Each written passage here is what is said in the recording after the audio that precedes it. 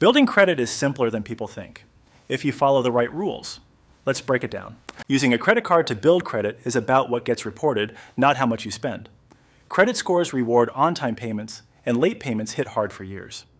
Carrying a balance doesn't help your score, it just adds interest.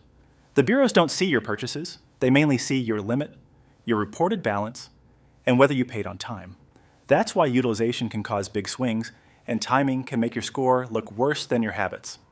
If you want predictable credit growth, run your card like a calendar, not a guessing game. Your statement cycle and statement close date control the balance that gets reported. Your due date controls whether you stay perfect on payment history. Log both dates because confusing them is how people accidentally trigger late fees. Then set autopay for the full statement balance and add alerts a few days before the due date so a missed notification or bank delay doesn't turn into a late mark. The easiest way to build credit without stress is to keep the card small, quiet, and paid down. Put one small bill on it, like a streaming service, so activity reports each month. Keep utilization under 10% on a $1,000 limit that's under 100 reported. Since the statement close date is the snapshot, pay before it closes or make a mid-cycle payment to push the balance down. Avoid carrying any balance and never use cash advances. To build credit and avoid interest, treat the statement balance like the real bill. The minimum payment is survival. It keeps you from being late, but it can keep you in debt.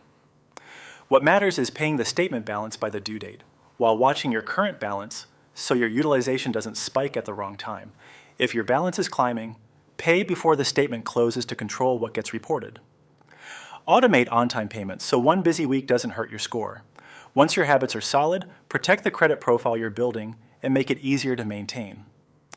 Verify the card is reporting each month and keep an eye on the statement close date so reported balances don't surprise you. If account data is wrong, dispute it with the bureau and the lender.